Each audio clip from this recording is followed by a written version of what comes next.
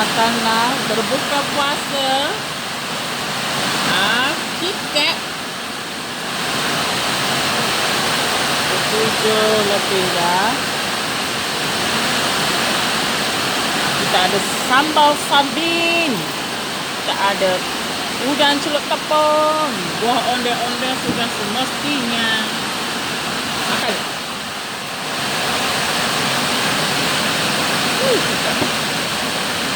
Very nice.